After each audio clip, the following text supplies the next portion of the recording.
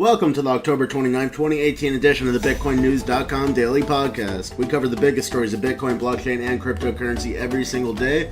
You could count on us being here. This is your host, Space Marine, live from a different galaxy each and every day. Starting with the market analysis, the market has moved. It dropped from about $6,400 to briefly $6,210, but now on Bitstamp and Coinbase it's around $6,250. Since the drop, there's been a slow general decline, well, once it equalized. So first it stabilized at 62.70, and then it's been slowly dropping towards 62.50. So Bitcoin's price has been like totally stable for like 10 days, and this drop is like the most volatility there's been in like 2 weeks or so.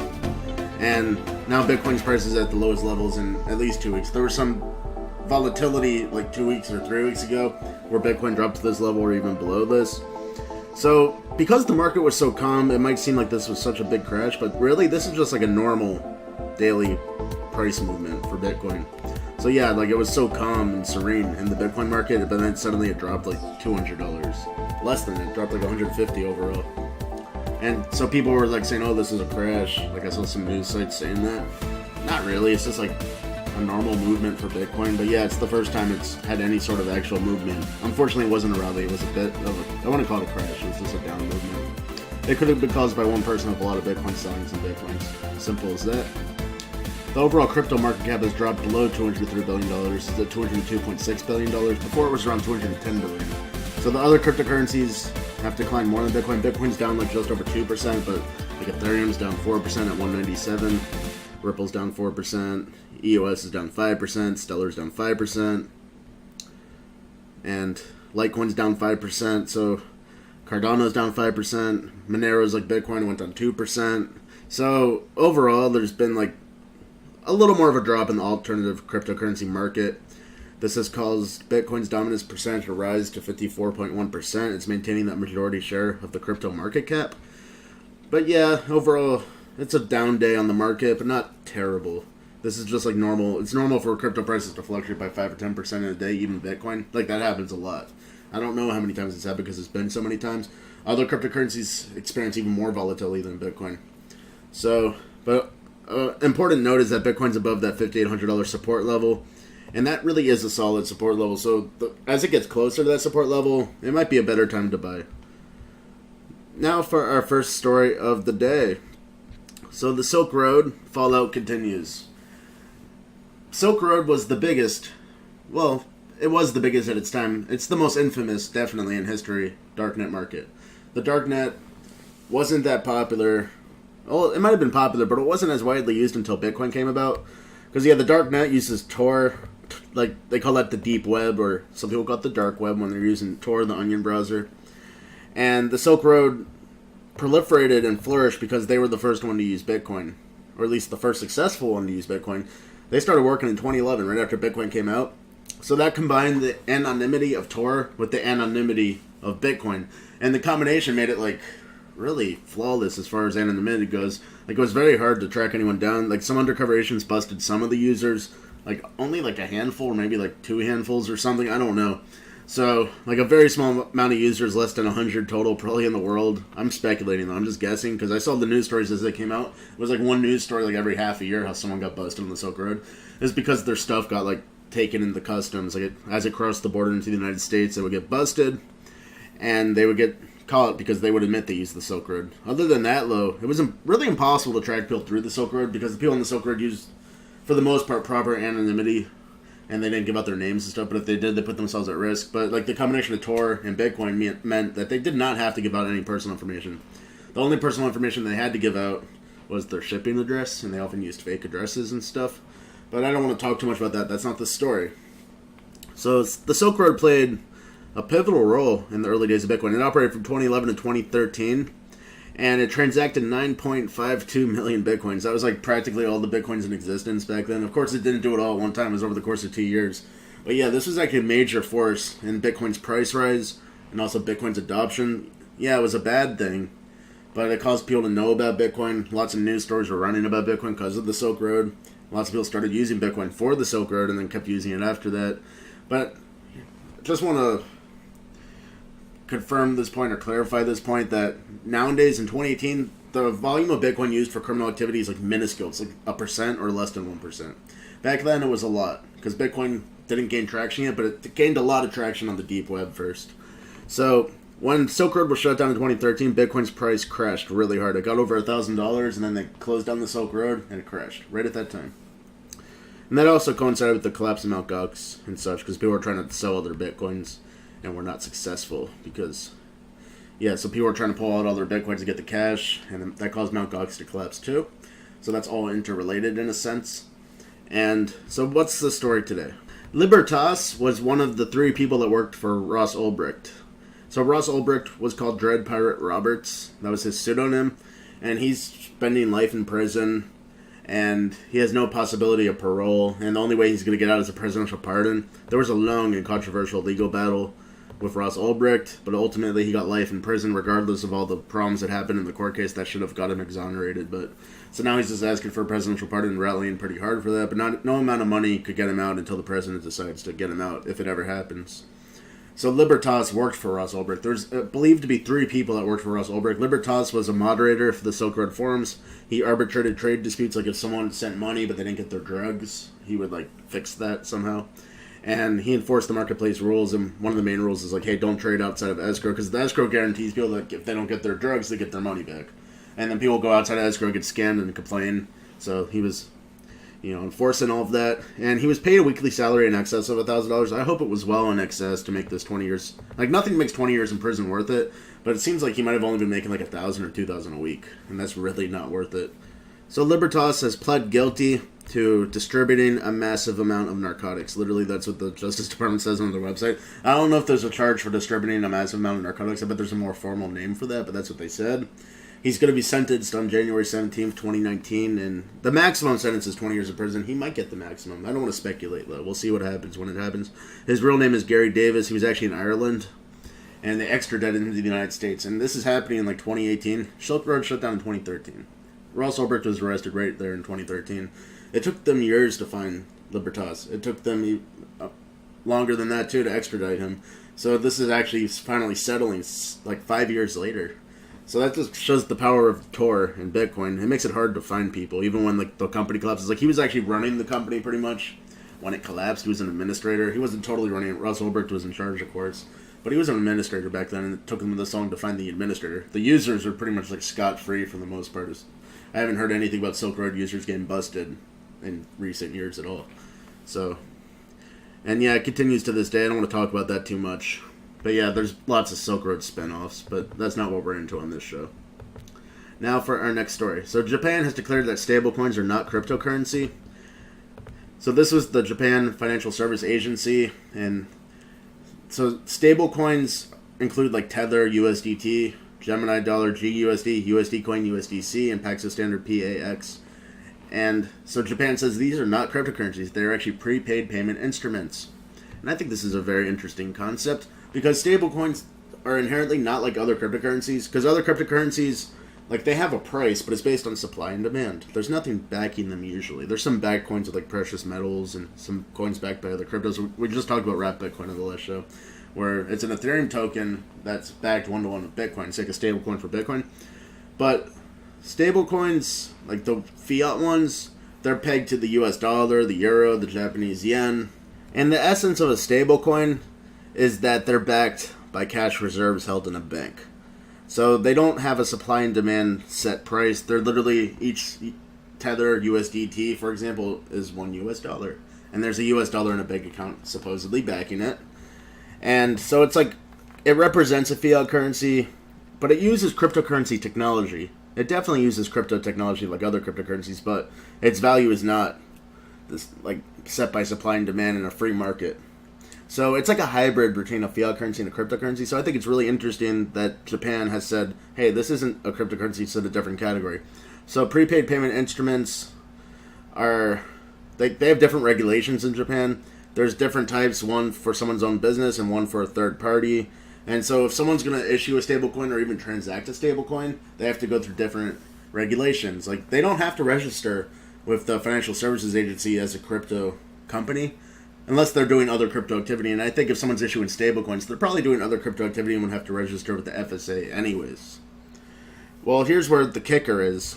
So they say that you have to be registered as a funds transfer service provider if you're issuing or like selling stablecoins. So like the company that issues the stablecoins and also the company that exchanges the stablecoins, like an exchange, would need to be a funds transfer service provider. And that's if they're doing less than 1 million Japanese yen of volume. 1 million sounds like a lot, but it's not. So 1 million Japanese yen is $9,000. So basically, like anyone dealing with stablecoins, like any exchange or issuer, will definitely need to get a banking license. So yeah, if you go over that 1 million Japanese yen limit, you got to get a real banking license to become a bank in Japan to issue them, because it's like they're dealing currency. They're dealing like fiat currency. And I think that actually is logical. So it'll make it really hard for companies to make a stablecoin. But if they become fully compliant, like if they actually get a banking license, that means they are fully compliant and there's very little risk of any problems happening. And as we saw with Tether had some problems recently where it dropped below $1. It finally got back to parity like today. It finally got back to being worth $1 after weeks of not being worth $1, after losing $900 million in market cap due to people redeeming all of it out of fear. So it might actually be logical for stablecoin issuers and people that actually exchange the stablecoins for cash, which are probably one and the same usually. Like, for example, GMO Internet is running a crypto exchange in Japan. They're licensed with FSA for that, or at least they register and they're waiting for the license. Because this just started, they just started offering licenses for crypto exchanges in Japan, so they're still in the process. But GMO Internet says they're going to launch a stablecoin, or actually, not launch it, but probably use the other stablecoins. I'm not sure exactly which. It's either one of those. And so they said they're taking all the steps they need to use stablecoins on their exchange. And now it looks like they need a banking license, and that's really tough. I don't know if that's even possible for a crypto exchange due to the fact that they deal with crypto. So, but if it does happen, it is logical because it'll make the stablecoin a lot safer. Now for our next story. Bitstamp has been acquired by NXMH in a cash deal, and this is a Belgium investment firm. The amount of money used to acquire Bitstamp is unknown. Bitstamp, by the way, is like the longest running exchange in the world for crypto and Bitcoin. Bitstamp started in 2011. It wasn't the oldest exchange ever. Mt. Gox might have been the oldest exchange ever. And Mt. Gox collapsed, as we know. It collapsed in 2013. So Bitstamp's the one that's left that's the longest running. It's still very reputable. It's one of the top USD exchanges in the world. I looked today. It has $55 million of trading volume today, and it's consistently like 50 or 100 million, sometimes more. It's the longest running. It's very reputable for USD to Bitcoin exchange. And their valuation before the rally in like 2016 was $60 million, but then it spiked to $350 million in April 2017 when the negotiations began to sell the company. Bitstamp says, so yeah, they didn't disclose how much it was sold for, but it was probably hundreds of millions of dollars. So Bitstamp says they were waiting for the right buyer, and this buyer, NXMH, and whoever's affiliated with NXMH, says Bitstamp's still going to be Bitstamp. Well, the CEO of Bitstamp says that, but basically the buyer agreed, yeah, like the CEO could keep running Bitstamp, and it's going to continue being like about the same thing, but now they own it and they get the money from it, like most of the profits.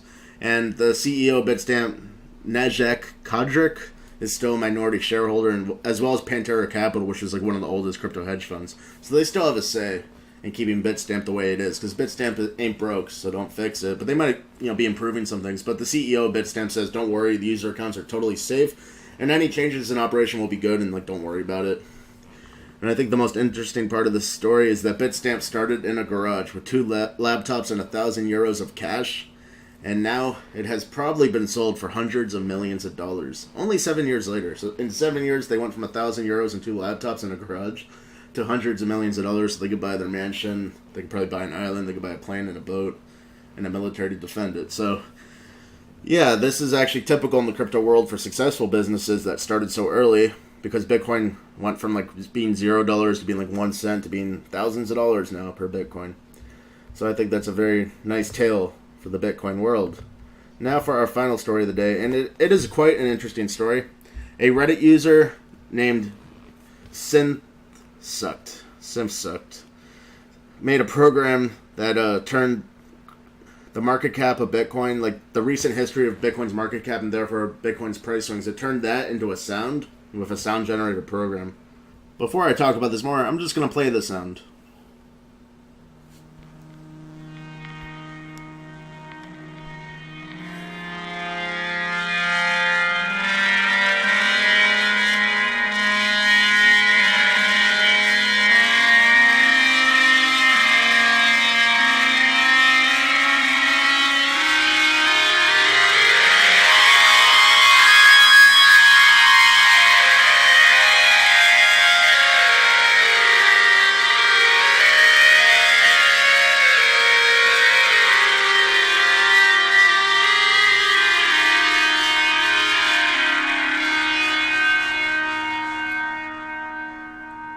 So there it is, a history of Bitcoin in the past 2 years in the form of sound. And I think this is a very unique way to look at Bitcoin's history. So it starts in 2016 when Bitcoin was coming out of a really long bear market. It was like a 2-year bear market, maybe a little longer since like the crash of Bitcoin in 2013. 2014, 2015, and most of 2016 was a bear market. But then in 2016, that's kind of where it starts. Like, it's like the price started going up steadily. And the sound is like a rising music that you would hear at the beginning of an orchestra. And it sounds kind of like an organ at church. So it sounds like a church organ. It's kind of mellow, a little bit like dull by our modern music standards.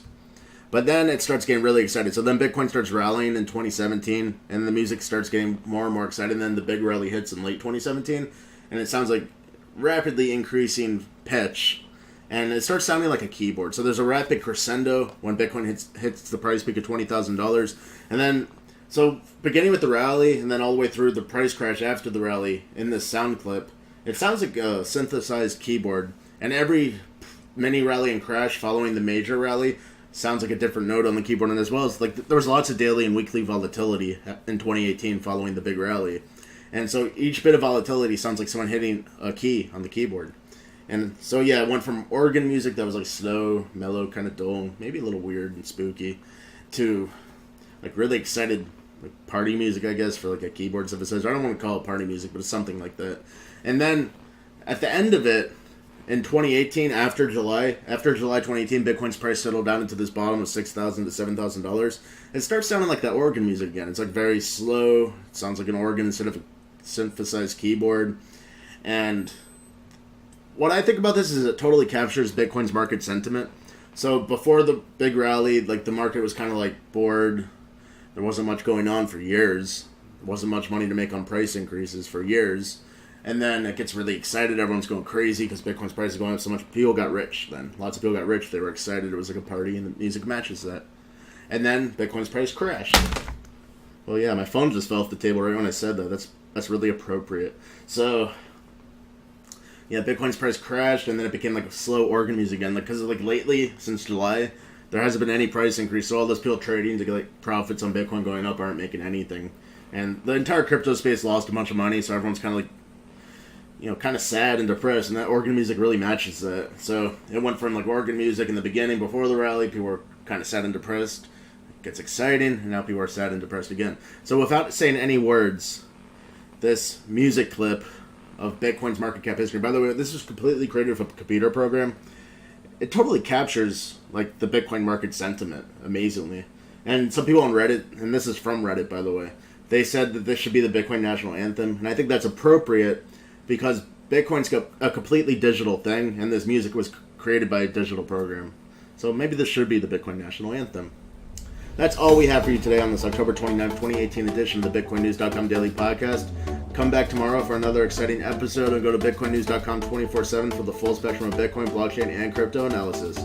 This is your host, Space Marine, signing out, going to another galaxy. Adios, amigos.